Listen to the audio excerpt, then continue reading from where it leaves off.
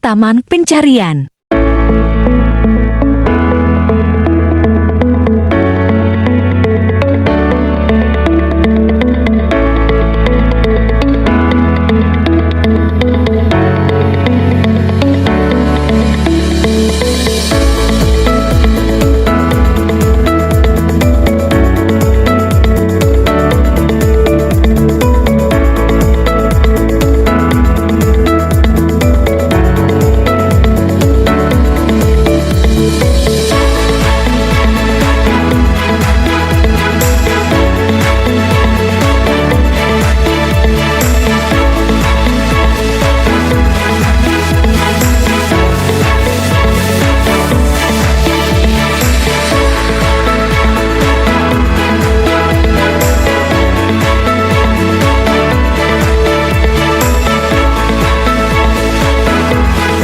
Tahap kedua, pembersihan.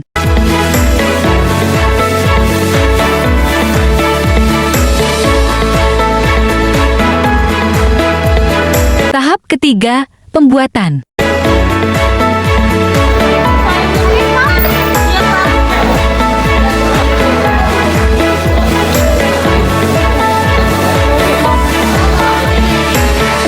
Hasil.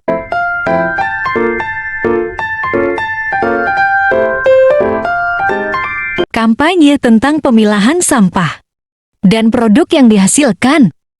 Jumlah sampah yang ada di SMK 5, padahal jumlah siswanya lebih banyakan SMK 5 dibandingkan SMA 5. Jadi, sebagai manusia yang dewasa, yang sudah tahu tanggung jawabnya, besar harapan saya dan teman-teman semuanya untuk teman-teman sekalian dapat melakukan pengolahan sampah. Apabila teman-teman semua tidak dapat mengolah sampah hingga tahap menghasilkan suatu produk, maka teman-teman semua dapat mengolah sampah dengan hanya sampah, yaitu pemilahan sampah. Dan materi pemilahan sampah akan disampaikan oleh rekan-rekan saya.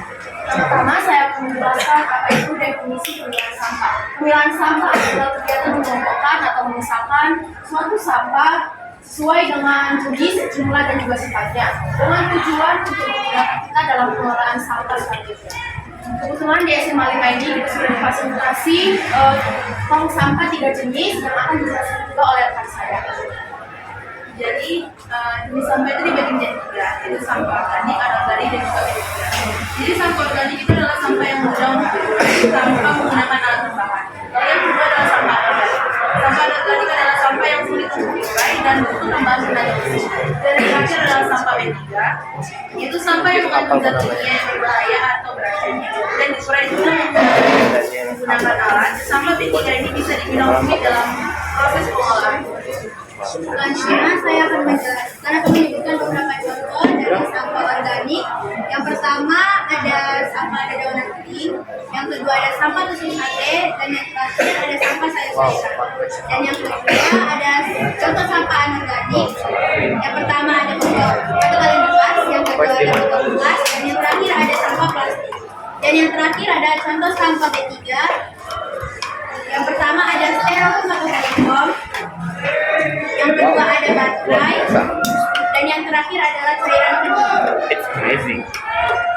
Oleh sebab itu, mari kita saling bahu-membahu untuk memulai kegiatan pemilahan sampah. Jangan jadikan kegiatan pemilahan sampah ini hanya sekedar kegiatan untuk menyukseskan P5 tahunan kita, melainkan juga jadikan sebagai kebiasaan kita.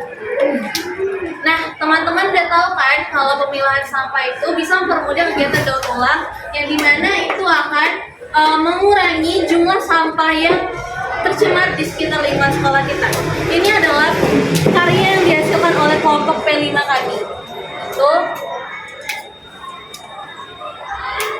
Yaitu sebuah lampu tidur yang berbahan dasar dari botol plastik yang kemudian diolah jadi seperti ini. Jika teman-teman ingin melakukan proses daur ulang dari pemilahan sampah, produk kami ini bisa dijadikan sebagai acuan atau contoh kalian dalam mendaur ulang.